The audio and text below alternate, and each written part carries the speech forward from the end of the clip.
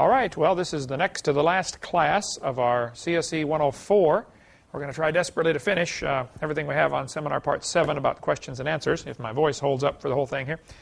One of the questions we get asked, since God made the sun on day 4, and it says it was the 4th day, how do you know when the first day was, or the second day, or the third day?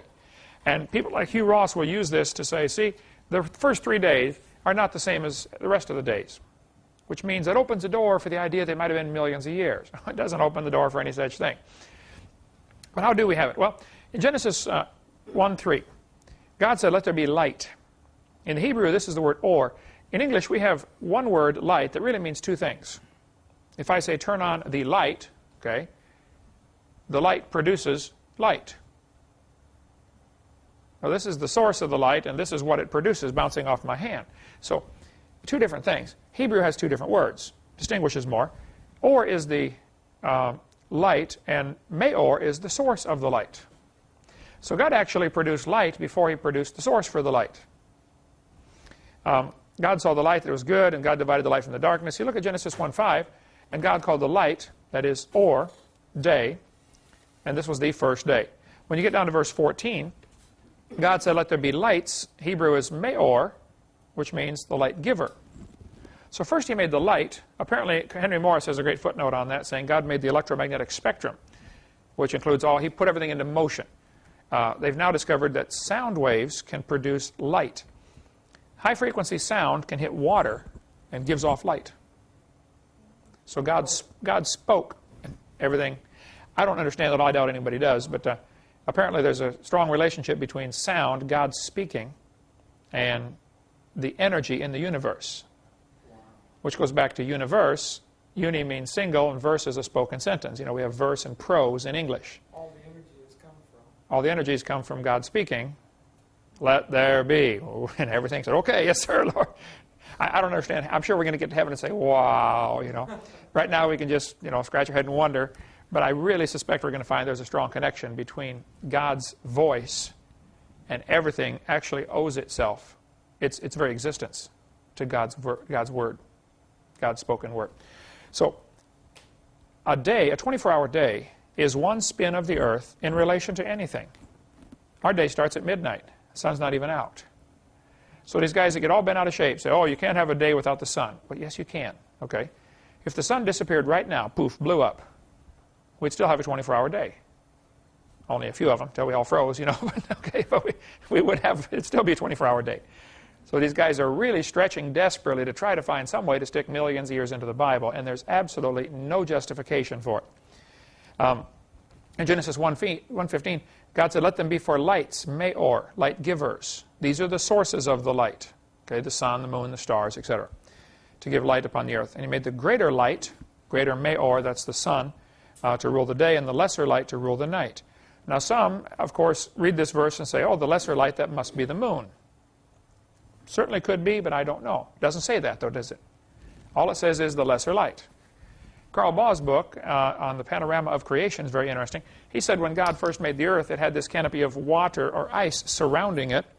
And when the sunlight hits one side, this canopy of ice would transmit the light to the other side like fiber optics, and it would light up the other side, just a night light. You know, it's a little terrifying when it's pitch black outside. But when there's a full moon, it's, you know, you can still sleep, but it's just not, you're not quite so terrified. Okay, when it's a full moon. His theory is that probably God, you know, thought of everything that man needed and made it just perfect. Stronger magnetic field, so you could feel which way is north. You would never get disoriented. Couldn't possibly get lost, because you know, bees and birds navigate by the magnetic field. And so if man could also feel the magnetic field, if it was stronger back in those days, or if we had better iron concentration or something, I don't know, but that's just all something to think about and consider. So God made the light, and then He made the lights, the sources of the light. Psalm 27 says, the Lord is my light. He actually is the light. Not only the source for the light, He is the light. God is light. And on Greek, New Testament's in Greek, of course, so it's a different word, phos, where we get our word phosphorescent for light. Psalm 8 says, when I consider the heavens and the stars and all this stuff is God created. So God made the lights, the light, and then He made the sources for the light. That would be the difference between or and meor. So Could they have days before the sun? Yes, they certainly could. Here's some observations about light. Since God is light, he can make light without a source. And many ancient cultures worship the sun, so I think God made the sun later in the creation purposely so people would not think they're supposed to worship the sun. The sun is not the source of our life on earth. God is the source of our life. And I said life, not light, okay? So God's children would know you don't worship the sun. It's a very interesting thing to have, and you ought to keep it up there, but we don't, it's not necessarily the source of our, we don't have to have the sun to have days. We can have days without the sun. Okay, another interesting story. Mr. Flatt and Mrs. Flatt. Years ago, a friend of mine from Mississippi came to hear me speak at a school I spoke at in Alabama, and he said, Brother Hovind, let's go to McDonald's. I want to show you something interesting. So we went to McDonald's and got some lunch or something. We sat there. He took 2 pieces of paper, and he wrote on them, Mr. Flatt and Mrs. Flatt. And he set them on the table at McDonald's. He said, I want you to imagine that we have 2 flat people. They live in flatland. They are 2-dimensional. Put them on the table like this. Mr. Flatt and Mrs. Flatt. I said, okay. He said, they have no concept of a 3rd dimension. They are simply 2-dimensional people. Mr. Flatt sees Mrs. Flatt, and what he really sees is a line. He can walk around and figure out she's actually a rectangle, but he actually only sees 1 dimension, the length. He perceives 2 dimensions. Now here we are, 3-dimensional people, but you actually only see 2 dimensions. What you guys are seeing live in this classroom looks exactly like what the people are seeing on the video screen, but what they're seeing on video is 2-dimensional. It's on a flat screen on TV. So you only actually see the width and the height, but you perceive the depth. That's why they call it depth perception. Now if you only have 1 eye, it's much more difficult to have depth perception. But with 2 eyes, you get better depth perception like that. You all know how that goes. Okay. He said, okay, Mr. Flatt and Mrs. Flatt live in flatland. They have no concept of a 3rd dimension. As far as they're concerned, it doesn't exist. So I, as a 3-dimensional person, would like to reveal myself to Mr. Flatt and Mrs. Flatt. Well, there's no way they're going to understand me, because I have more dimensions than they do. But if I stick my finger through the table, Mr. Flatt comes over and sees a circle, which is the cross-section of my finger. Over here, I stick 3 fingers through the table. Mrs. Flatt goes and sees 3 circles. So they're going to meet together and say, oh, honey, I saw Kent Hovind. He's 1 circle. She's going to say, no, dear, he's 3 circles. I saw him. And they're going to split the church and start the church of the 1 circles and the church of the 3 circles. But neither one fully understands me, do they? They don't have a clue, okay? You just can't put a 3-dimensional object into 2 dimensions. You know, you can do it slice at a time. If you drop a ball through a plane, you know, it makes a dot and then a small circle, bigger circle, bigger circle, bigger circle, and then smaller, smaller, smaller dot as it falls through the plane. You just keep slicing it up. But a 2-dimensional person can't understand a 3-dimensional being. By the same token, God apparently has more dimensions. In Ephesians chapter 3, verse 18, this is the verse he showed me, it says that we may be able to comprehend with all saints what is the length and depth and breadth and height. 4 dimensions. And to understand the love of Christ which passeth knowledge. Understand something that passes knowledge. I've thought about that till my brain hurts, okay? But we really do understand something that passes knowledge. But apparently there's more to God. See, now, here Mr. Flatt and Mrs. Flatt are living in flatland. I am outside of their world. I can put my hand right on top of both of them. I can actually be closer to them than they could ever get to each other. And they would be unaware of my presence. And the Bible has all sorts of verses. You know, the Lord is in us and around us and through us and over us and under us. And I don't see him. How close is he? Well, he's closer than a brother.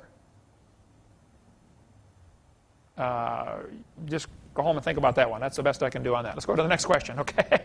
I've thought about it for 10 years since he told me that, and I marvel at the thought, you know. What about the races? Where do we get all these different races? There's no question there are different varieties of skin colors of people in the world, okay? No question. For 17 years, I drove a bus in an all-black neighborhood, brought black kids to church, and absolutely had a wonderful time. You know, amazing culture. I thoroughly enjoyed myself. But what about these different races? Where do they come from? Actually, I'm going to answer this question differently than I would 20 years ago. There aren't any races. There's one race, the human race. Now, there are different skin colors, but there's only one race. Are these different races of cows?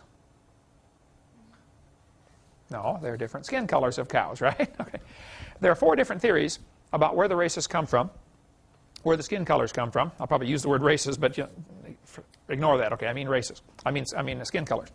4 different theories, okay? One theory says all the different skin colors come from Adam and Eve.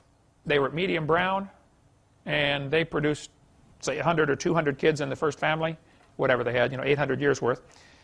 Maybe 800 years worth if it's like my wife and I. But we had 3 right in a row, so we've got to figure out what's causing this, honey.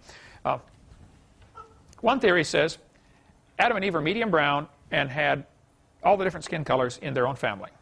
Certainly could be, I don't know, okay? The second theory, and by the way, that is possible for, like a black couple here in England had 3 albino children. Kind of interesting, just different pigmentation. There are people who sometimes will have, a couple where the great-great-great-great-grandmother was black, and you have all white generations after that, and all of a sudden you have a black baby born, or almost black baby. That has happened. Just recessive genes, okay?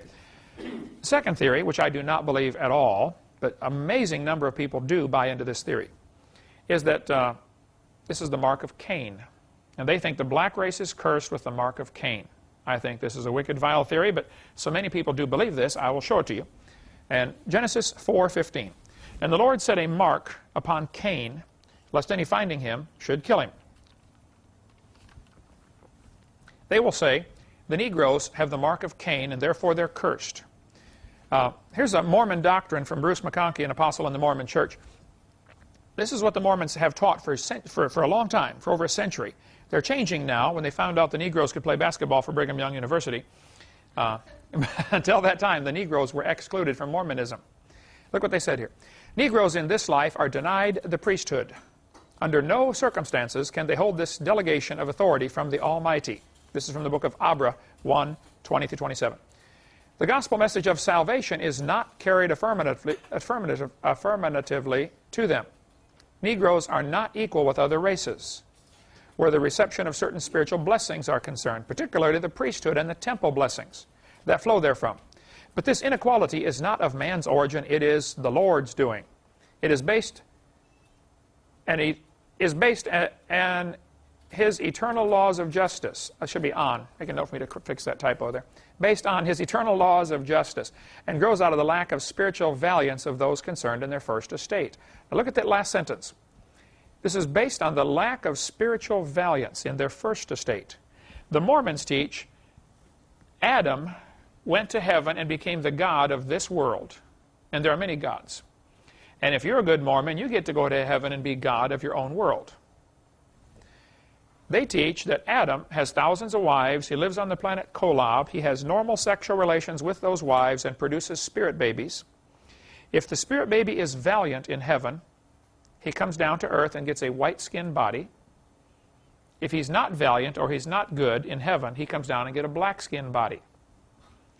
We had 2 Mormons come to our door over when we lived over on Burgess Road, 2 Mormon missionaries, I can tell you a long story about that. I have so much fun when those guys show up. But this is what they're talking about here. Bruce McConkie. The black people, they say, have black skin because when they were in heaven as a spirit baby, waiting for their body on earth, they were not valiant. And so that's why they got a black-skinned body. You can see it right here from their teaching. He said, however, in a broad general sense, caste systems have their root and origin in the gospel itself.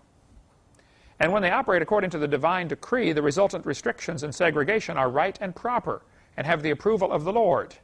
To illustrate, Cain, Ham, and the whole Negro race have been cursed with black skin, the mark of Cain. So they can be identified as a caste apart, a people with whom the other descendants of Adam should not intermarry. Yes, sir? I just wanted to interject. If the Mormons accept Genesis, do they also accept Exodus, Leviticus, Deuteronomy? Oh, yeah, they would say they accept the whole thing. And then Exodus and Leviticus states that the curse of the Lord only goes to the 3rd and 4th generation.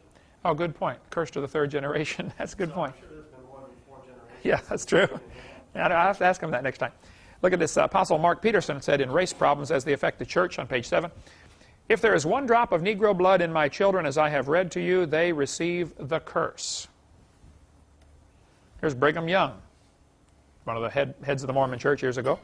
He said, "Shall I tell you the law of God in regard to the African race? If the white man who belongs to the chosen seed mixes his blood with the seed of Cain," he's assuming that Cain is black. You understand the assumption here? "The penalty under the law of God is death on the spot. This will always be so." And if you want to read the history of the Mormon Church, one of the books that I show on video number 1 at the very beginning of 4 books that are good to reach Mormons, one is the hidden history of the Mormons and how they actually executed people, many people, if they weren't faithful or did something wrong, you know, or if they married or had sex with a black woman, they would be executed. Now, of course, everybody wasn't, but that's what the law said, according to Mormon law. Now, they're kind of embarrassed about this now, and they try to hide this, but that's what it was. So I don't think the curse of Cain is anything close to Scripture. One problem with saying that Cain became the first black man, an obvious problem with that, when you get to Noah, you're back to one family. So you have a genetic bottleneck here, which would stop all this. Since Cain was before the flood, Noah was after the flood.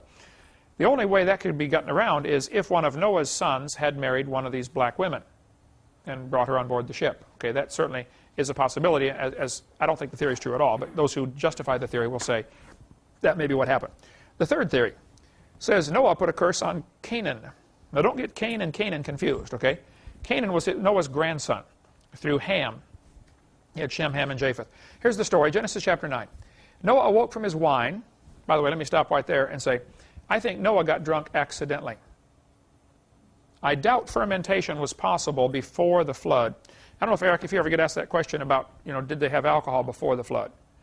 But I doubt it. I think the theory goes that a canopy of water would increase air pressure, filter out radiation, and prevent fermentation. Probably Noah was used to making his grape juice and setting it on the counter, and it wouldn't spoil, and he can go back and get it in 3 years, and it's, you know, it's still fine. I mean, I don't know, but what? A few bugs, yeah, strain those out, no problem. That's why you have teeth, you know, like that. But I think Noah made the vineyard after the flood and was probably surprised by it turning alcoholic. Now, I may be wrong on that, but I'd rather give Noah the benefit of the doubt. And when I get to heaven, I'll say, well, Noah, I guess you really did get drunk, didn't you? Rather than say, oh, no, I'm sorry, I preached the wrong thing about you all those years. You know? I'm going to give him the benefit of the doubt. I think he did a great job, and, you know, he was a preacher of righteousness. But here, Noah woke from his wine, Genesis 9:24, and knew what his younger son had done unto him. And he said, Cursed be Canaan, a servant of servants shall he be to his brethren. Now keep in mind, this is Noah's son Ham, who saw Noah drunk in the tent and naked, and they walked in with, you know, he went in and came out and laughed to his brothers. His brothers had more sense, put a blanket over their shoulders, walked in backwards, dropped it over their dad till he woke up. Noah awoke from his wine and found out what Ham had done and said, Cursed be Canaan. Now, I still don't understand that. Ham's the one who did it. But the curse goes to Canaan. You figure it out. But the curse is, a servant of servants shall he be to his brethren. And some people have said, see, the sons of Canaan are supposed to be servants. Therefore, it's good to make slaves out of the black people. That's the verse they use, right? Okay? He's supposed to be a servant. I mean, go back and study the pre-Civil War days and read some of the even sermons preached in churches. Pastor would get up and say, oh yeah, the black people are supposed to be servants. And they would use this verse of all the dumb things to do. Look at the next verse. And he said, Blessed be the Lord God of Shem, and Canaan shall be his servant. God shall enlarge Japheth, and he shall dwell in the tents of Shem, and Canaan shall be his servant. Here we are told again that Canaan's going to be a servant. And people have used all sorts of crazy things to justify this. They'll take the percent. Okay, America is, say, 13% black people in America. I believe that's the percentage. Different states have vastly different amounts. Mississippi's 33%. Alaska is 0.5%. They just don't like the cold as much. So they will say, well, you know, there's 13% of the population is black, and yet if you survey all of the, you know, fast food restaurants and all, you know, who is in a servant's position waiting on you, you know, and they'll say a much higher percentage of Negroes are in servant's position as opposed to in leadership positions, you know, managers or whatever, you know. And it's amazing the stuff that's been done to justify this theory. to say, oh yeah, see, he's supposed to be a servant. The fourth theory, and I think the only reasonable one, but the Bible doesn't tell us clearly, so I'm not going to be dogmatic on this topic. It may be a mixture of all four theories, okay? I don't know. I think the Tower of Babel is what caused the skin colors. The people were told right after the flood, okay, spread out, have lots of kids, take over the world, okay, replenish the earth. Nimrod said, we're not going to do that. We're staying right here. I'm going to be boss, and we're going to build a tower to heaven. Now, there's many theories about this Tower of Babel. Some people say, obviously, they knew they couldn't build a tower to heaven. Others say, oh, no, they calculated what's the maximum height the water can get, and they built the tower to be above that maximum height, and so just so some people could escape if there was another flood. Because the flood was still in their memory. You know, Shem is probably still around when they're building this tower. Probably Noah's still around, preaching to them, hey, you guys are wrong, don't do this. Other people think they built the tower in spite of heaven's command. It says when they built a tower to heaven, it's a spiteful act. Hey, God, we know you want us to spread out, but we're staying here. I don't know for sure exactly what the truth is on that one. If you find out, let me know. But bottom line is they stayed. And God said, that's it, I'm busting this thing up. And he came down and confused the languages. And when you read through Genesis chapter 10, God confused the languages, and they spread out around the world speaking their different languages. Here's the story, Genesis 10:5. By these were the isles of the Gentiles divided in their lands, everyone after his tongue, after their families, in their nations. Apparently, it's more than just the languages being divided here. It's also the nationalities. So I suspect that nationalities, even the skin colors, are a result of this Tower of Babel incident. Because if a small group of people go off all speaking French and everybody else all goes off speaking German and Italian or whatever, and they end up having to marry back to the same family, in the post-flood era, after the flood, this would be a little more dangerous because now the radiation coming through with no canopy of water to protect them. So probably genetic defects would come in, where they would not have come in before the flood. It wasn't but a few hundred years later, when Moses was here, that God gave the command, you don't marry sisters anymore. Before that, it was common, marry sisters. Royalty, I mean, you look at the old Egyptian royalty, they all married sisters. It was just assumed, you know. You're growing up, you're going to marry your sister. But it became against the law, against God's law in Leviticus 18, which would have been 2,500 years after the flood. So apparently God divided the tongues, the families, and the nations. Close inbreeding today causes what we call a redneck. Right? You marry your cousin a few generations in a row, they start to look pretty strange after a while, you know. That's what happened with the Habsburg family. For years, the royal line in England or in Europe, you know, all these European families, you had to marry royalty. Well, sometimes the only one available is your first cousin, or your niece, or your sister. Even Darwin believed in inbreeding. He married his first cousin because he wanted to produce a superior stock. He had 10 children. Most of them died early or were retards, something seriously wrong with them. Okay, it didn't work, Darwin. But the Habsburg family started to look real strange after a few generations of marrying, you know, your cousin every time, or your niece or your sister. They started to have a real distinctive look about them. Real long, curved nose, you know, and a long, pointed face. Those were known as the Habsburgs. Genesis 10:32. These are the families of the sons of Noah after the generations in their nations, and by these were the nations divided in the earth after the flood. So Genesis 10, I think, is pretty clear that the nations came from this Tower of Babel, as well as the languages. Now later in chapter 11, verse 1, it says, the whole earth was of one language. And Farrell Till, the former preacher turned atheist that I debated, said, see, there's a contradiction in the Bible. Chapter 10 says we have the languages, and now chapter 11 says we have one language. Well, this is going back and retelling the story. It's not a contradiction at all. Okay? It's like, you know, like I think we mentioned that last week, wasn't it, about the headlines in the newspaper, you know, bus crash kills 40 people. And then you read the story and it says, the bus was traveling down, you know, Main Street. You say, wait a minute, I thought the bus crash killed 40 people. Well, yeah, they're retelling the story. Duh, okay? And chapter 11 is retelling the story in more detail of what happened in chapter 10.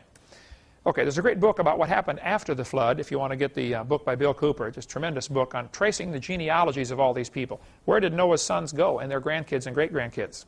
A very excellent book if you like that type of research on the genealogies. You can get that from our ministry.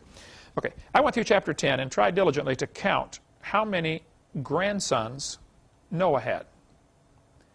I found it surprisingly hard to figure out who's a grandson and who's a great-grandson, who's a great-great-grandson. Here's my best guess. Japheth, remember Noah had Shem, Ham, and Japheth. Japheth had about 14 kids and grandkids. Ham had 31 kids and grandkids. Now, one of those 31 is Canaan. So if the curse is on Canaan to become black, which I do not believe, then all of the sons of Ham would not be black necessarily. Right? He's got a lot of other sons in there. And if you read the Bible, in Psalm 105, it says, Israel also came into Egypt, and Jacob journeyed in the land of Ham. This is one of those things in the Scripture where they often say the same thing twice in a different way to make sure you can't goof it up. Israel, for instance, is the same guy as Jacob. God changed his name. So this is telling the same sentence twice. This is a Hebrew, I forget what they call it, some way of mentioning the same truth twice. So Egypt is the land of Ham. The Bible's pretty clear about that. And verse 27, they showed his signs among them and wonders in the land of Ham.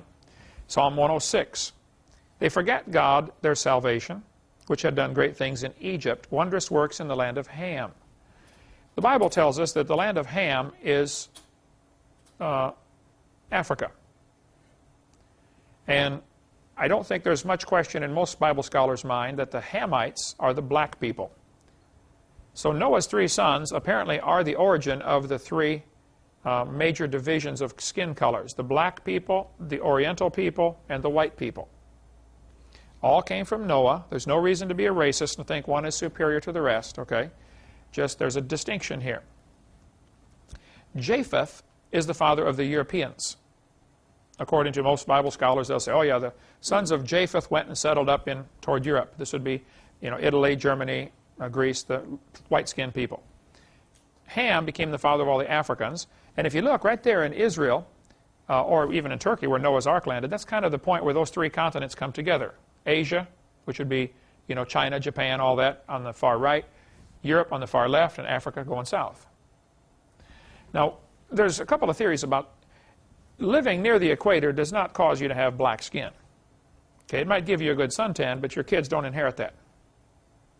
Any more than if you cut your arm off, your kids will inherit, that trait. Black people do have more melanin in their skin, and therefore they are more tolerant of the sun. Whereas light-skinned people like me get sunburned easily. When I was down in Costa Rica, 8 degrees away from the equator, you get sunburned real quick. Okay? Darker-skinned people can tolerate more sun. Lighter-skinned people cannot. So the equator doesn't cause you to have dark skin. Dark skin causes you to be able to live near the equator. That would be the difference. So it's just a matter of, real estate is more available. And that's why the population of Alaska is only 0.5% black. They just don't like the cold. They don't want to live up there. If you send a bunch of them up, half of them will move back down. They don't want to be up there. And of course, there are always exceptions to the rule. But all you got to do is look at the population statistics of different areas. The colder it is, the less black people there are. It's just, and the hotter it is in some of the equatorial climates, the more black people there are, as far as naturally living there. Like Congo, black people right on the equator. Shem had about 29 kids and grandkids, which makes a total of about 75. By my very rough estimate, I would guess there were 75 original languages at the Tower of Babel. Those languages have gotten even further divided now into many, many dialects. Jan, you teach English as a second language. I don't know if you've ever studied how many languages there are in the world, but I think it's well over 2,000. Yeah, dialects, you're talking about 6,000. 6,000 counting dialects? That's what Wycliffe say. Yeah, okay, Wycliffe. Well, I suspect English, German, and Danish probably all had a common root. Of course, English is a conglomerate of many different languages. Okay, there's all kinds of French words in English and Latin words in English, but in general, English and German and Danish probably had common root. If you look at some of the words like cat, cats, and cat, probably Old English, of course, is unreadable to me today anyway. They had, like the old Beowulf story, very difficult to read. Can anybody read any of that? You see an A up there, okay. And even the A looks a little different. It doesn't have the crossbar, right? This is from 1,500 years ago, 588 A.D., when the Beowulf story was written. Modern English, of course, has changed. Even English language today, if it weren't for the fact that we had rapid communication across the ocean, English language would change into many different dialects. When we were in Australia, you know, I was at the restaurant and I said to the waitress, "Would you please get me a napkin?" The preacher said, "Don't ask for that." I said, "What?" He said, "Don't ask for a napkin over here." I said, "What do I want?" He said, "You want a serviette." I said, "Oh, what's a napkin?" He said, "That's a diaper." Oh. So here I am asking the waitress for a diaper. Well, I didn't know. I wanted a napkin. Yeah, lady walked up to my wife. Lady's going to play the piano. She's got this 2-year-old kid with her. And there's a small church, you know, over there. And she walks up, "Mrs. Hovind, would you please nurse my baby?" The preacher's wife said, "It just means hold it." "Oh, okay, I'll hold it for you." It's just, you know, different words. When we had Dave work with us in Texas, he was a bricklayer. Remember that? Oh, Dave from England, you know. Just some of the things he would say. Just, you know, he put the petrol in the lorry, you know. "I opened the boot." "The what?" "The boot, the boot." "The what?" "No, not on your foot. The boot on the car. The back of the car is the boot, you know, the trunk. The boot and the bonnet, you know." That's the hood. The bonnet's the hood. Even today, if it weren't for the rapid communication between these different countries, it wouldn't be long and you wouldn't understand anybody from Australia or England. You know, it'd be a totally different language. And there's a lot of words that are different now, but we can, you know, communicate back and forth. Even people from Maine and Boston and Texas and Louisiana, you know, there's a lot of different dialects right here in this country, folks, and it's really interesting as I travel around to see them. I don't know if you guys remember in Texas, the couple we had, the guy was from Maine and his wife was from Alabama. And she was country all the way, and he was one of a strong Maine accent, you know. It was so funny listening to those two talk to each other. You know, you go to Hovind, you park the car in the yard. Anyway, okay, that's the end of the story. But probably, excuse me, probably Spanish, Italian, French, and Latin had a common root. I wouldn't argue about that. Today we have, say, 2,000 to 6,000 languages and dialects, and they probably came from 70 or 80 originals. Acts chapter 17 tells us, though, that all nations are of one blood. I don't think there's any question from Scripture. There's no reason to be a racist. Now, Ken Ham has a great book on that topic called One Blood. Some other people have written that. Malachi says, "Have we not all one Father? Hath not one God created us? Do we not? Why do we deal treacherously, every man against his brother?" There's no reason to be a racist. They now have done a study here about mitochondrial Eve. These guys said back in 1988, they said, "We've discovered after looking at the mitochondria that all the people in the world came from one woman 200,000 years ago." Then they did a study again in 2001 and found out, no, this woman was only 6,000 years ago. They said, "Well, we know that's not right, so let's go back and study this one more time." So they're still working on it, okay? Well, not only did they accidentally hit it right, I could even tell them her name. Okay, and her husband's name and a couple of the kids' names. Okay? So you get to Ken Ham's book if you want more on the races. Okay, what about cloning?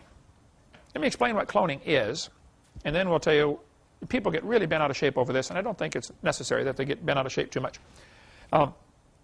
Cloning is where normally you have half of the cell comes from the mother and half from the father, and so you get half the chromosomes from each one.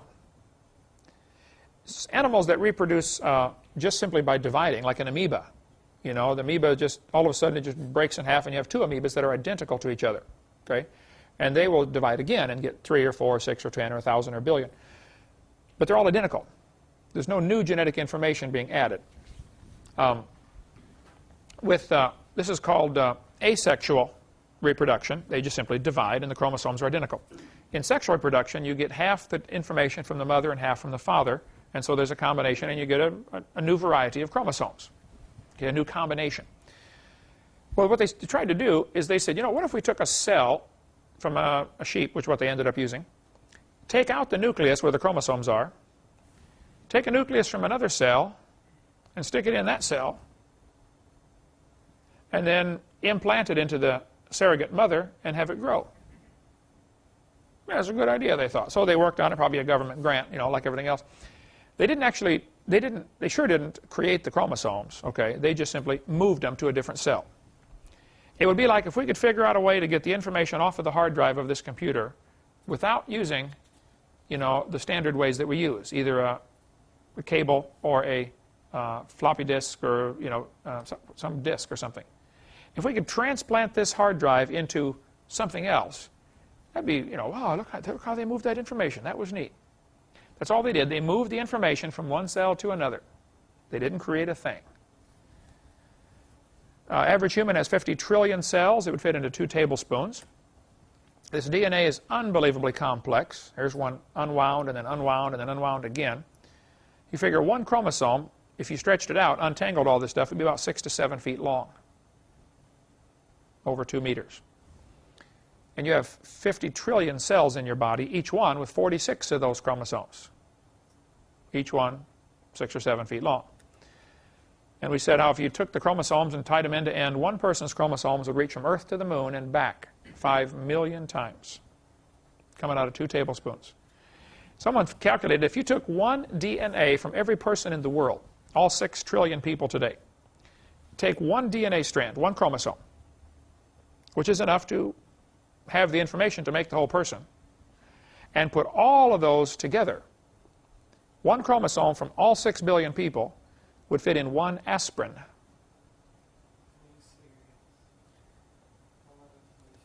So all that information in 1 aspirin could reproduce all the people in the world today. All 6 billion of them. Pretty amazing. Computer code in the chromosomes is more complex than all computer programs written by man combined. So they took this incredible code and transplanted it. That's really all they did. Dolly, the sheep, the first one that we know of that was cloned, there may have been more before that they didn't say, Dolly was cloned at a cost of $50,000 after 277 failures. I told them, and the sheep can do this much quicker and cheaper. Okay?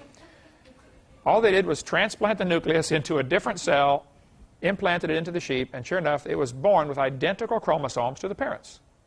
The problem is, Dolly is aging faster than normal. Because chromosomes, these real long strands of chromosomes, like hairs, they kind of split at the end. And they get split ends, and you start to lose data off the ends. And pretty soon, instead of being 6 feet long, it's only, 5'9", and then 5'6", and then 5'4", and you're losing information off the ends of the chromosomes. I think the word is hydrolyze. I'm not sure if that's correct. But after Dolly, if they took a cell from a 4-year-old sheep, transplanted it, when Dolly's born, within a couple years, 2 years, she looks like she's 6 years old, aging faster than normal. So they didn't gain anything. Some people say, do you think if a human is cloned, it'll have a soul? I'm sure you get asked this question in a Q&A sometime. I say, well, yeah, I don't think there's a problem there. If a woman takes fertility drugs and ends up having quintuplets, and she was normally would have 1, but now she had 5, do they all have a soul? Well, yeah. Should they have been born? Probably not, but they were. Timothy in the Bible, his father was a Greek, his mother was Jew. They weren't supposed to marry. They did. Timothy's born. Did God use him? Oh, yeah. Great man. Ruth, the Moabitess. Well, the whole nation of Moab never should have been born. And then you get Ruth marrying into the Jewish line, and she's one of the great-great-great-great-great-great-grandmothers of Jesus. Yeah, God can still use people, okay? I don't think we get... Some Christians are all bent out of shape that if a person is cloned, they won't have a soul and all this kind of... I don't think that's true. I'm not worried about it. I am a little worried that we might create something that, with genetic engineering, it's possible to create something for which there is a disease for which there is no cure. Like when the people from Europe came to America, many Indian tribes died off from diseases because they had no immunity to those diseases. Wiped out whole tribes. So we may end up with genetic engineering, make something that'll, get out of hand, get away from us. Anyway, 2 of every sort, God said, basic kinds of animals. Okay. Next question we'll take up right after the break. So let's take a few minute break and we'll continue. All right, let's continue with a few more questions, try to get as far as we can here. If God made a perfect world, why would there be poisonous snakes? Fair question. People have asked me, said, see, this is proof that God did not make a perfect world because there are poisonous snakes and spiders that bite, and obviously God made a mistake. And this is supposed to, in their mind, it's supposed to be proof of evolution. First, I'd like to point out that finding problems in today's world is a far cry from proving the original creation was imperfect. I mean, that's like finding an old car in a junkyard and saying, see, these guys don't know how to build cars. Hello, it's already got 300,000 miles on it, We are a copy off a copy off a copy off a copy off a copy off a copy off a copy off a copy of Adam. It's amazing we can even walk. Right? When you think about how this copying process has gone on for so many times, I think it's pretty amazing. But let's talk about poisonous snakes. There are a couple of theories about this. I don't have an answer. I'm going to give you the theories. Okay.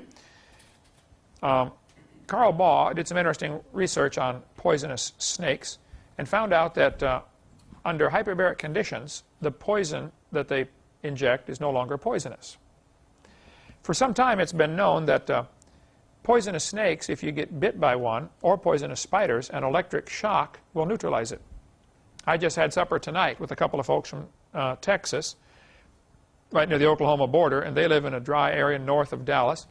And one of them said that his son-in-law, I believe, was bitten by a black widow spider. And a week later, the arm was real sore and almost becoming immobile, from this black widow spider. But it had been a week. So they saw my tape, this part here, where we talk about how electric shock will neutralize the poison. And so they went and got a stun gun. But, of course, the probes are this far apart. So they took it apart and lengthened the probes and attached them to a little plate, put one on each side of his arm, and shocked it with this stun gun. So the shock went all the way through the tissue where this poison was, apparently. And next day, perfectly fine. He'd suffered for a week. I mean, normally, in the mission field, this book, The Jars Zapper, the couple that came here to visit last week to try our Dinosaur Adventureland from the mission field, one of the sons works at Jars. They make these things, these stun guns, just for use in the mission field. If you get bit by any poisonous snake or spider, they will take a high voltage shock right to the injury site. And if you get it within 30 minutes, the pain is gone within 15 minutes. There was one lady in Texas, her son, little baby, 1.5 years old, I think, got bit by a brown recluse spider. Now, the brown recluse spider is incredibly poisonous, especially to a child. The spider is going to inject a certain amount of poison. Well, if you have 200 pounds of body mass to absorb it, it's not quite the same as if you have 30 pounds of body mass to absorb it. Okay, it's just not quite going to, it's not going to bother you as much as it would a child. Okay, so this mother, the kid got bit on the thigh, so they took the stun gun, high voltage stun gun, 2 flashlight batteries, real high voltage, real low amperage, shocked the injury site. Zap! Within 6 minutes, the kid was back out playing. Forgot all about the pain. It was gone. But it had swollen up already. They said it was a huge welt about this big and real hard like a brick, from this brown recluse spider. The general rule of thumb is if you get bit by a poisonous snake, if the quicker you can get to a shock, the better. If you can take a spark plug wire off a lawnmower or chainsaw or engine or something. Now, the older cars, the coil puts out about 8,000 to 12,000 volts. The newer cars might put out 40,000. So you may get more of a shock than you want. It beats dying, though, okay? So you may want to just go ahead and get that. Okay, crank it over. Oh, stop. Because it's got a short in it, like Ernest P. Worrell. They say if it's been a while since you were bitten, more than 20 or 30 minutes, shock the spot, then go halfway to the heart and shock that spot. And go on the opposite side of the limb and shock that spot. Too much voltage is, too many times it would not be as bad as too few times, okay? But just a high voltage shock seems to stop the problem. Apparently, from what I've read about it, the poison that the snake injects, and there are 2 different types of poison. Hemotoxic, which affects your blood system. Neurotoxic, affects your nervous system. If a rattlesnake bites you on the arm or leg, if you don't do anything about it, it'll begin to dissolve the tissue. Your muscle will actually rot out. You have a big hole in your body where it would rot it out. And of course, infection and other things become a problem. So, but I've talked to many people, probably a dozen people, who've used this, and it works with a shock, high voltage shock. Missionaries are using it. Seems to work good. Both kinds of poison? It works for both kinds of poison. Apparently, the poison that the insect or snake injects is it's a protein, but it's a tangled up molecule that the body doesn't know what to do with, so it treats it as an invader. But the electric shock straightens it out. Somebody told me that was here last week, the missionaries, said they even use real low voltage shocks for mosquito bites. No way. They said you get just a real low voltage shock, you get a mosquito bite, zap, totally stops it instantly. Can't feel a thing. No way. We're going to try something. Yeah. You go out there and get bit and I'll shock you. Okay. Let's practice, Eric. All right.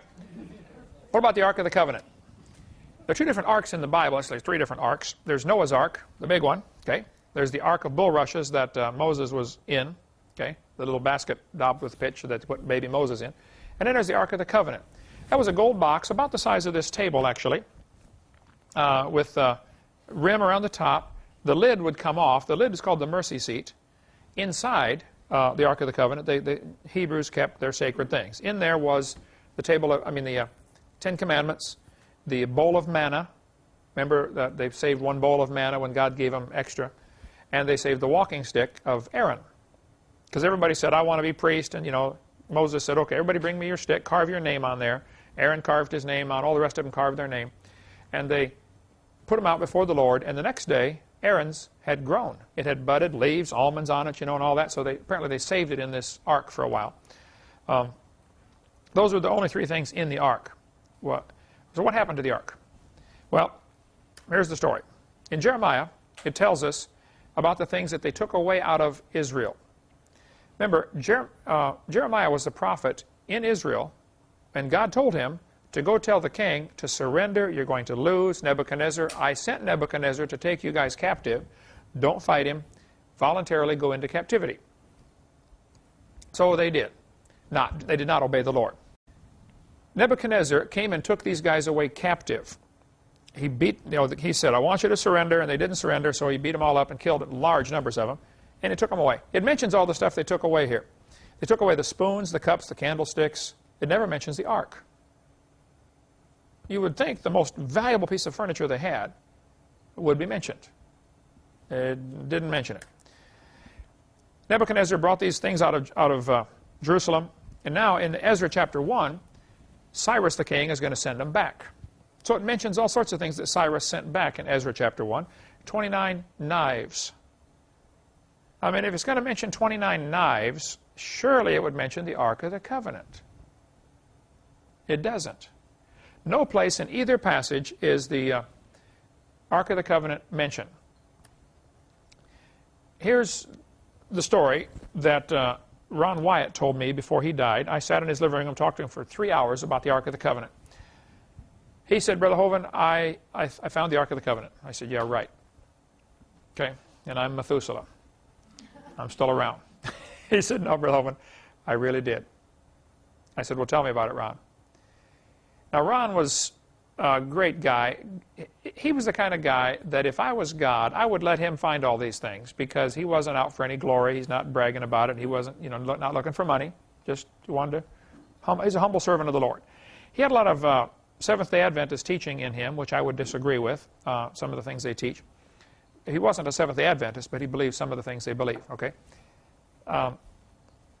He said, I was walking along the north side of Jerusalem and with an Israeli friend of mine, and we're walking along talking about things and, what happened here, because Ron's been a student of Scripture for many, many years, okay, and knew it extremely well. He said, we're walking along, all of a sudden my left arm stuck out, and I pointed to this garbage dump. There's a pile of rubble, been there for hundreds of years, up against the side of this cliff. And there's a road along the bottom, there's a big cliff and another plateau on top. He said, my left arm stuck out and my mouth started speaking, and my mouth said, That's Jeremiah's grotto. The Ark of the Covenant's down there. And his friend that was with him said, what did you say? He said, I think I just said that's Jeremiah's grotto and the Ark of the Covenant's down there. The guy said, well, great, let's dig it out. Ron said, no, I got to go home and look at the scriptures and make sure this is possible. I said, I don't know about this. So he went home and searched all the scriptures. He found out the ark never left Jerusalem, at least it's never told that it left Jerusalem, and it didn't come back. All of a sudden, it just kind of quietly disappeared during the days of Jeremiah. The ark is mentioned up until that point, but it's just gone from the scriptures. Never mentioned again. Now, let's look at 2 Chronicles chapter 26. King Uzziah prepared for them throughout all the host shields and spears and helmets and harbor guns and bows and slings to cast stones. And he made in Jerusalem engines invented by cunning men to be on the towers and upon the bulwarks to shoot arrows and great stones. So Uzziah made catapults, going to fling big stones. These things are on the walls in Jerusalem. Here the Bible tells us that King Uzziah made these. Well, a couple of hundred years later, Nebuchadnezzar comes to take over Jerusalem. He doesn't want his guys walking up to the wall because these guys got these huge machines on top that fling stones. Catapults. There's a catapult right there. There's a couple different types of catapult. One is the arm comes down and the rock or whatever you're going to fling sits on the arm, and you have any number of ways to flip it up. You can just put a giant weight on the other end like a teeter-totter. You have a giant weight on one end and a small weight on the other end. We have to pull it down, and then when you release it, the weight just flings it out. You can get even more distance by having a cable or a rope on there so it gives the snap the whip effect. There's a contest, I think it was in Junkyard Wars, they had who could throw the car the farthest. They threw a whole car. They made these machines, you know. They're flinging this car, you know, 120 yards. And why? Who cares? Anyway. Uzziah made these catapults to fling big stones. So they would, of course, have some kind of maximum range. I mean, you couldn't fling them forever. So apparently, Nebuchadnezzar built a wall outside the range of these catapults. Object is to starve the people out. A siege. It's, you go, you camp around, nobody comes in, nobody goes out. Eventually, they run out of food. And so they built a wall outside the city wall. Jerusalem already had a city wall. They back up a few hundred yards or whatever their maximum range was, build another wall. Nebuchadnezzar did. Inside these two is called no man's land. Catapults can't fling the rocks quite far enough to hit the new wall, and nobody can get through to bring you any more food, so it's just a matter of time till you're starving. After you've eaten all the food, then you eat all the horses and all the cows and then the rats, and then then you surrender. Maybe. So Ron said he figures that Jeremiah knew they were going to lose. The king was not listening to God's word. God said surrender, they wouldn't surrender. Nebuchadnezzar is going to take over. Jeremiah said, well, I better hide the ark and some of the temple furniture. So he thinks Jeremiah took the Ark of the Covenant, the table of showbread, some of the important temple furniture, took it out at night in between these two walls, outside the city wall, but inside the siege wall, and took it into one of a cave area. And there's caves all over there. It's like honeycomb, this area, little tunnels and big tunnels, and you crawl around and get lost and they never find you. He took it back in one of these and then built a false wall in front of it. And Jeremiah and everybody else went off into captivity. And apparently he died there and didn't get a chance to tell anybody where it was. Or, for whatever reason, people lost track of where it was. And for 2,600 years, nobody knew where the Ark of the Covenant was. Ron spends the next 8 years, I believe he said, digging through this garbage dump, moving mountains of rubble. It's been accumulating for hundreds of years. He said, as they're digging, there's a wall and then a flat place where the road was and a bunch of junk piled up against it. So they're digging and moving all this junk for, he said, he went over there as much time as he could spare for, I think he said 8 years. Okay. He and his sons, and he would hire neighbor, people over there, pay them to come work moving all this junk. As they moved the pile down lower and lower, they came to 3 squares cut into the rock, into the side of this cliff. Obviously chiseled in by somebody, a couple inches deep, just recessed. He thought, now that is strange. What is this? Three of them. Kept digging down farther and farther through the junk, and they came to a little ledge sticking out, solid rock, with a square hole in it. And there was kind of a truncated pyramid shape stuck in the hole. So he pulls this rock out, and there's a square hole about 2.5 feet deep. Somebody's chiseled this into the rock. He said, yeah, Brother Hovind, here's the plug I took out. He goes over, he's using it for a doorstop in his house up in Nashville. He said, this is the plug I took out. Apparently, this hole was to put a cross in to crucify somebody. And they would keep, when they're not using it, they stick the plug in the hole to keep dirt out of the hole. Right above this were the 3 things set into the rock. He said, I think that's where they put the signs in 3 languages, what the guy's being crucified for, what his crime was. He said, we kept moving more junk out of the way, and we found 3 more holes down a little lower.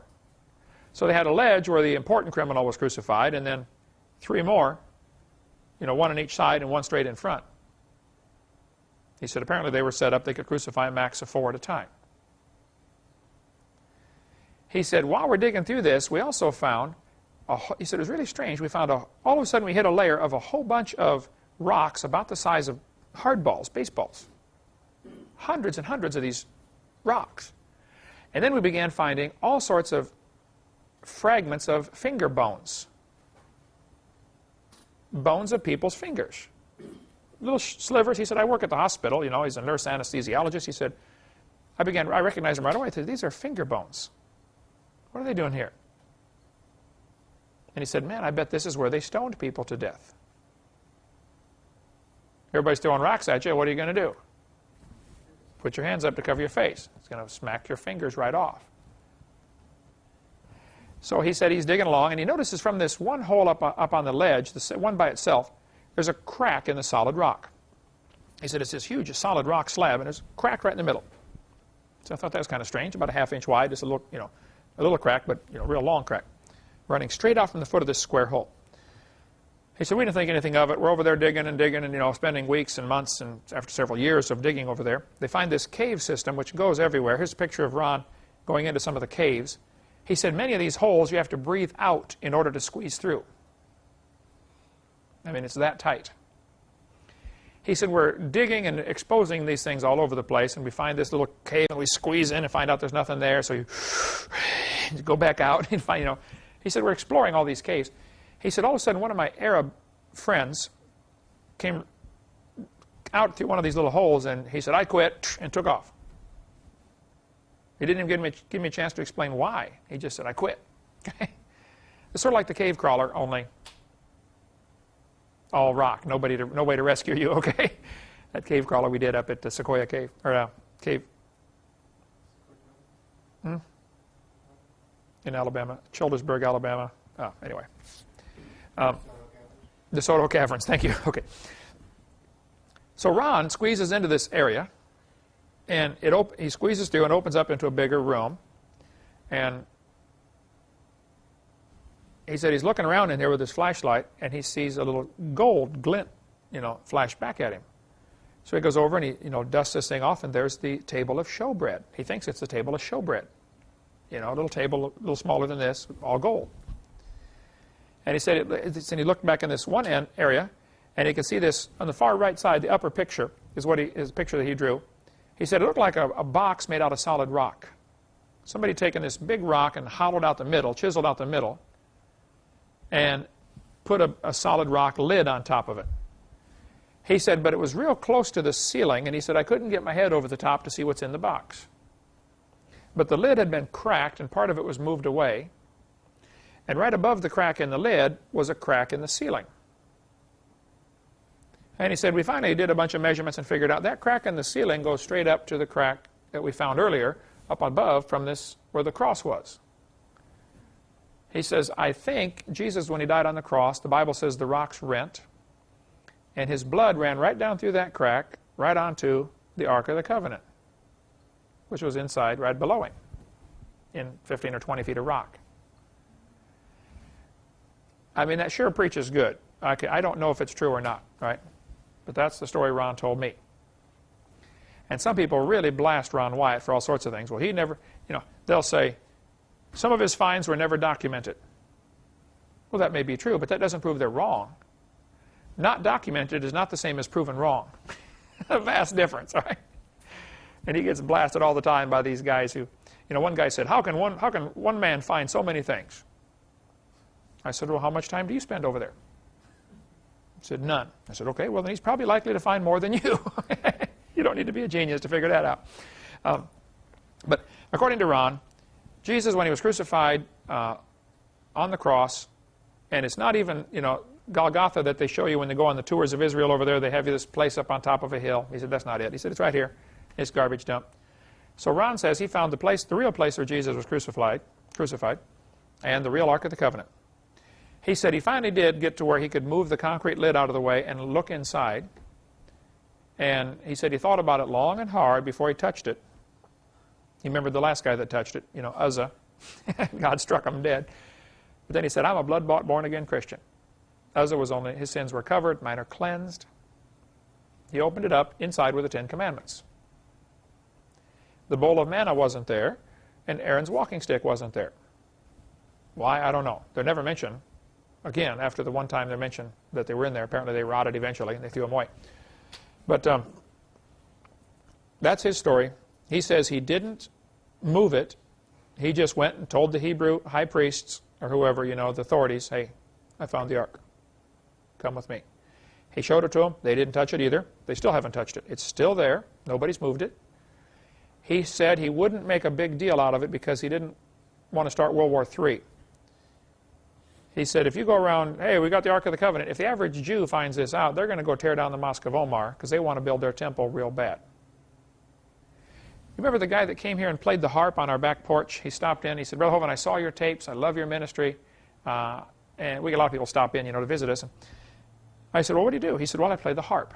He's a professional harpist, and he gave us a couple of CDs that he's made. It's just incredible harp music, And he brought his harp on the back porch and set it up on the gazebo, and we had all of our staff come in there while he played the harp for us. Gorgeous music. I said, brother, what do you know about the harps in Israel?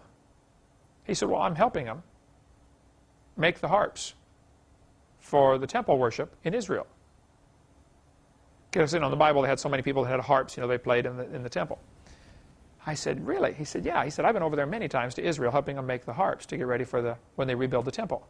He said, they've got, 30 or 40 or 50 of them made now, these harps, these little special harps they built. I said, well, have you talked to the high priests about the Ark of the Covenant? He said, yeah, it's really strange. He said, they've been over there working like mad getting ready to build their temple. They've got the harps ready. They've got the high priest garment ready. They've got, the ashes of the red heifer, and he's naming all these things. He said, but when I mentioned to them, hey, what are you going to do about the Ark of the Covenant? They just smile and say, well, that's taken care of. He said, they won't talk about it.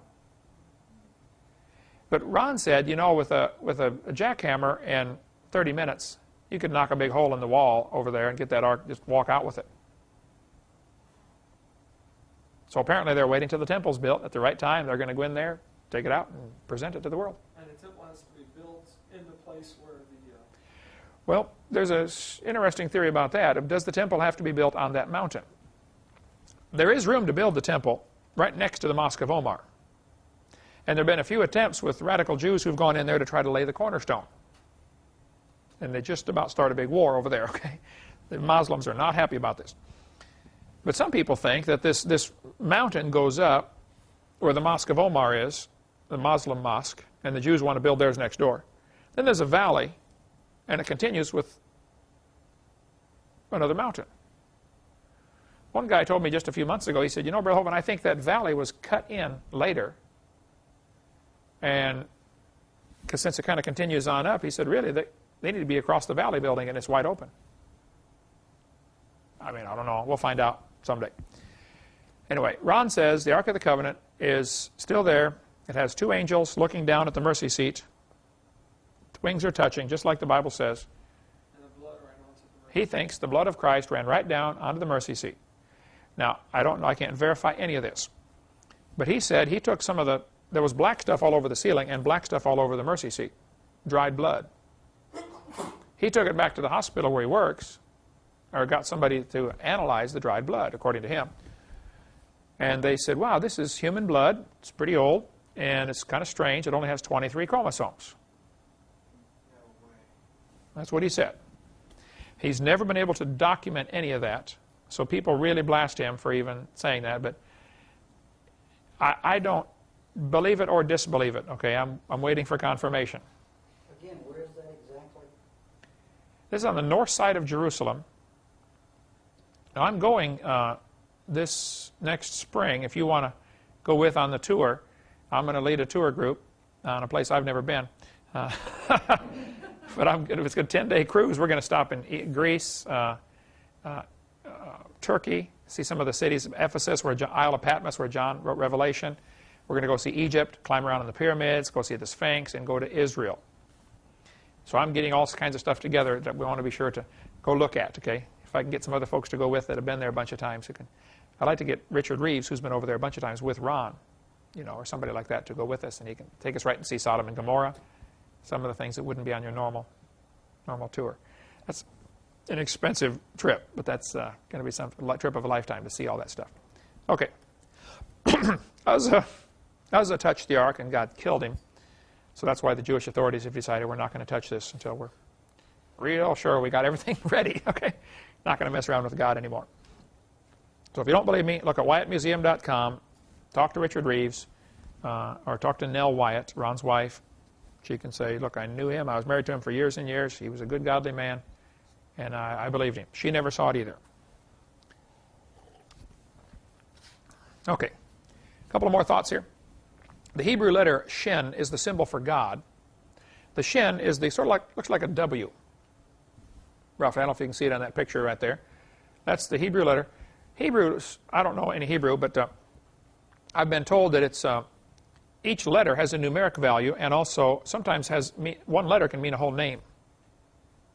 Okay, and most Jews, if you find outside their house on the door, or on the side of the door, they'll have a Shin, the symbol for God. The 3-letter. Numbers chapter 6, the Bible says, they shall put my name upon the children of Israel, and I will bless them. Put my name upon the children of Israel. In 1 Kings 9, the Lord said, this will be a hallowed house which thou hast built to put my name there forever. So God said, I'm going to put my name in Jerusalem forever. In 2 Kings, in Jerusalem will I put my name. 2 Kings chapter 21, in Jerusalem, which I have chosen out of all the tribes of Israel, will I put my name forever. In Jerusalem, 2 Chronicles 33, will I put my name forever. A Shin, if you look up Psalms 119, Psalm 119 is the longest chapter in the Bible, 176 verses. Every 11 verses go together. Is that right? 11 or 9? It has the number break. Somebody look up your Bible there. Does it go 9 verses to a... It's got all the different... There are 22 letters in the Hebrew alphabet. So there are 22 divisions to Psalm 119. The first group of verses all started with the Hebrew letter A. The second group of verses all started with B. The third all started with C. So if you're a Hebrew kid in 4th grade trying to learn to memorize Psalm 119, it'd be very easy. Much easier than it would be for us to memorize the entire chapter. Because all these verses start with the same thing. The book of Lamentations is that way also. There are 5 chapters in Lamentations. Chapter 1 has 22 verses. Each verse starts with, first verse starts with an A, second verse with a B, third verse with a C. So you can memorize the whole chapter easily. And each verse in chapter 1 has 3 sentences. All of those sentences in verse 1 start with A. All 3 sentences in verse 2 start with a B. Chapter 2 is the same way. When you come to chapter 3, it has 66 verses instead of 22. Still divisible by 22, though. So now verse 1, 2, and 3 all start with A, and then verse 3, 4, 5 all start with B, etc. in Hebrew. Of course, it doesn't translate to English. Well, there's a lot of things like that in the Scriptures that we don't catch. You notice the Shin, S-C-H-I-N, here in Psalm 119, 161. There's the little weird-looking W again, the Hebrew letter Shin. God said He would put His name in Jerusalem. Well, Jerusalem happens to have 3 valleys. The city itself is a big Shin. Put my name there forever. That'll preach. There's a sermon in there somewhere. Somebody find it. Okay. Now, the next question. What about Bigfoot? Well, my brother has 2 of them. I have interviewed 8 people who've seen one. Todd Jurasic in Oklahoma told me he saw one. There's his phone number. This last church I was at, a guy told me that that video footage was fake. He works with the guy that wore the costume for that. The last church you were at was in what state? Washington? Washington. I go to. When I was in Washington or when I was in, I was either Washington or, I go to Idaho this week, right next door. I think it was Washington. So you're saying the guy at the church you were at said he works with the guy who wore that costume to make the They're getting ready to talk about, they're getting ready to publish some book about it. about the Patterson film. Yeah, he's Yeah. not supposed to show the costume to anybody or something like that. He still has the costume. Ah, it could be. I don't know if it's fake or not. The Patterson film is the best and most famous film of all, showing this ape-like creature walking away from the creek. According to the story, Patterson and his buddy were up riding horses looking for Bigfoot. He's a Bigfoot researcher, okay? And so when somebody's out looking for Bigfoot and then finds it and gets a good picture, you got to say, let's really double check this, okay? So I can't verify the film or not. All I know is I've had 8 Christians tell me at different locations all over the country, Mr. Hovind, I saw one. This is not the Patterson one, okay? I've had 3 tell me that they've seen it. You've had 3. Bill Gibbons from Canada, who wrote the book with me, Claws, Jaws, and Dinosaurs, he is doing a lot of research in Oklahoma where there are many folks who claim they've seen Bigfoot in this one region right near the Oklahoma-Arkansas border. There are many sightings in the woods there. One guy apparently shot one here 2 years ago with a .30-06 at 10 o'clock at night, and the others came and dragged it off. I mean, you can study Bigfoot for the rest of your life, and there's a lot of people who devote their whole life to it, you know. If you watched Harry and the Hendersons.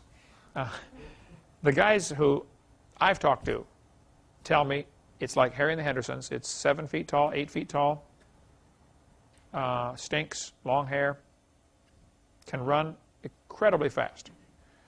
I was preaching in Port St. Joe, Florida. I think you preached in Port St. Joe, didn't you, at that church? One of the kids there in the high school was a senior in high school. He came to me after this seminar, and he said, Brother Hovind, what do you think about Bigfoot? I said, man, I don't know. I don't laugh at people who claim they've seen it because I don't know. He said, well, good. Let me tell you a story then. Because he was waiting to see what I would say before he continued. He said, I saw one.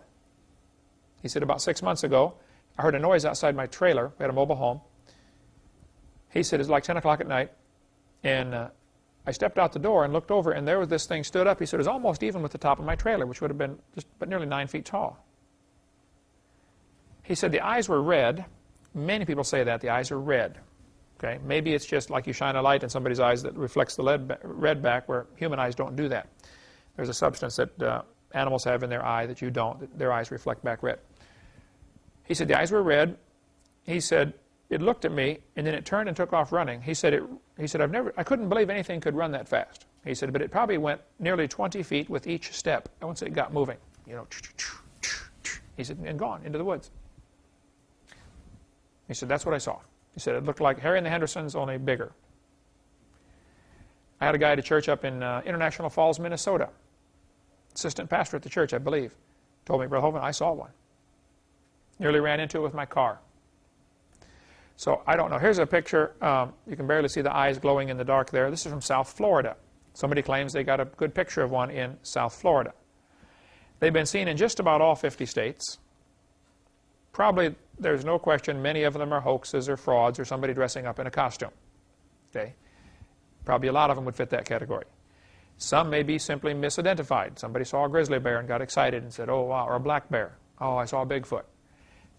But there are too many that cannot be explained away like that. So I'm going to have to leave that one on hold. I do not know what it is.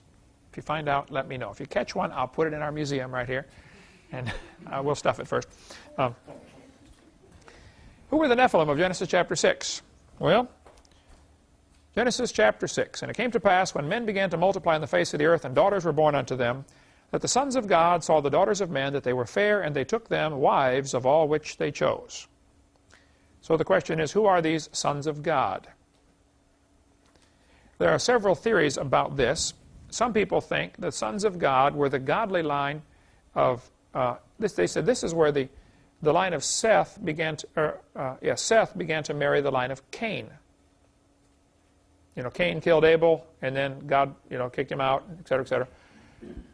And they'll say, see, Cain's children are now marrying Seth's children.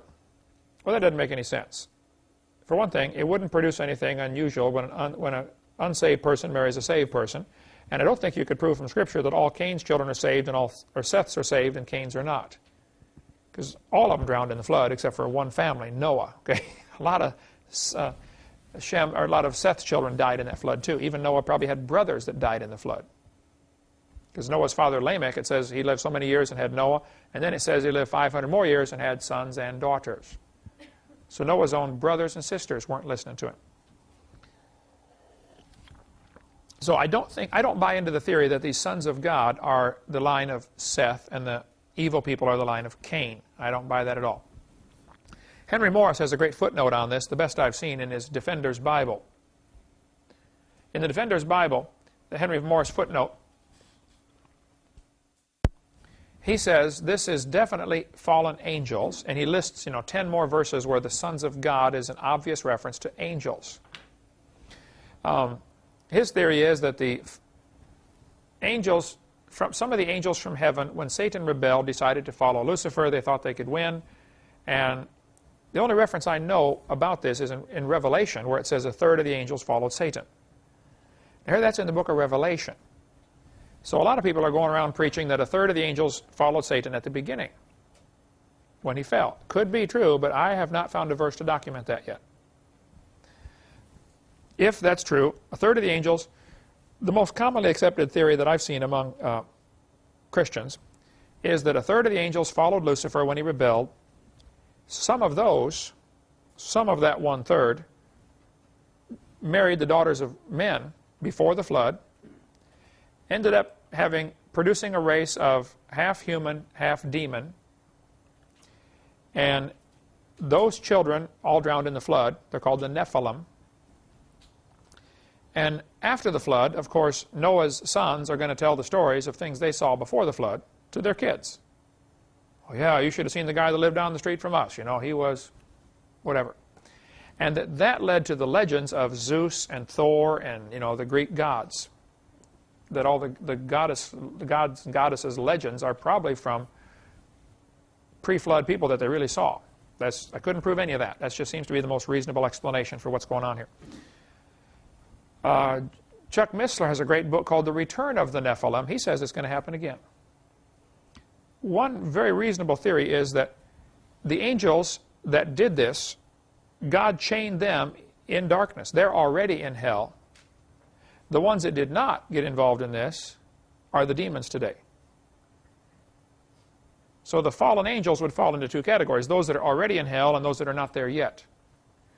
So that would make sense if, when Jesus saw the maniac of Gadara, and a guy full of demons, and he said, "Come out of him, you demons." And the demons said, "Oh, are you here to torment us before our time?" Like they already know they're going to be tormented. They already know they're going to hell. They said, "Are you here to torment us before our time?" And they said, "Would you let us go into the pigs?" Now, why Jews are out raising pigs, I don't know. Think about that one, all right? Right. So Jesus said, "Go ahead." So all these demons go into the pigs run into the water goes into the pigs, and they all drown. But that's the best I've heard, is that probably these is fallen angels. Now, angels in Scripture, when they manifest themselves to people, always take on the body of a man. So that's the best I've heard. That the Nephilim are probably the fallen angels, but I don't know. I wouldn't be dogmatic on preaching that, but that's how I do it.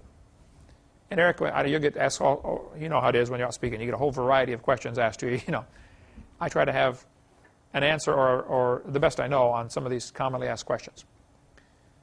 So here we have Genesis chapter 2 telling us that these sons of God took the daughters of men, and they became, which were fair, and they took them wives of all which they chose. And the Lord said, "My spirit shall not always strive with man, for that he also is flesh, yet his days shall be 120 years. Some people have taken this verse to say, see, God said nobody will live past 120. And we've had people in China live to be 140, documented. So the Bible can't be true. Does that verse say nobody will live past 120? No. And if you start with a false beginning, you're going to get a false ending.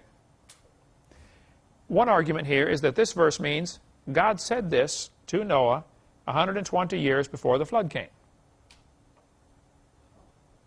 So it has nothing to do with the longevity of mankind. You got 120 years till the flood comes. I don't know, but that's one very reasonable interpretation of this verse. And the Bible says there were giants in the earth in those days. And some people conclude that the verse 2, the sons of God marrying the daughters of men, goes with verse 4. I don't think you can prove that. Sons of God saw the daughters of men, and that's all it says. This might be totally unrelated. The giants may not even be the offspring of this. I mean, read the chapter yourself and see if you can put it together. I think in a court of law you'd have an awful hard time proving that verse 4 goes with verse 2. Well, and then right after, though, it goes back to talking about the sons of God. And also after that, when the sons of God came in unto the daughters of men, and they bare them children, the same became mighty men, which were of old, men of renown. Is that talking about the giants? What is that talking after the flood, too? No, this is before the flood still. Flood starts a few verses later. This is Genesis 6. So I think you'd have a hard time proving that the giants are the result of this marriage of the sons of God and the daughters of men. So there have been many, many sermons preached on this that I think somebody may have to retract a few things when they get to heaven and say, oops, I'm sorry, I didn't. So read it carefully. It could be, but it's not necessarily proven that one relates to the other. Verse 5, God saw the wickedness of man was great in the earth, and the imagination of the thoughts of his heart was only evil continually, and the Lord sent the flood, destroyed everybody. So I don't know who the Nephilim were. Best theory is it's probably half demon, half man. We'll have to leave it at that. Okay? Last class, next week, we'll talk about a whole bunch of other questions like what about Bible codes? Is there something to that? What about UFOs? How long were they in the garden? Where is the Garden of Eden? What about the mark of the beast? What about the Shroud of Turin? And we'll cover all that next week.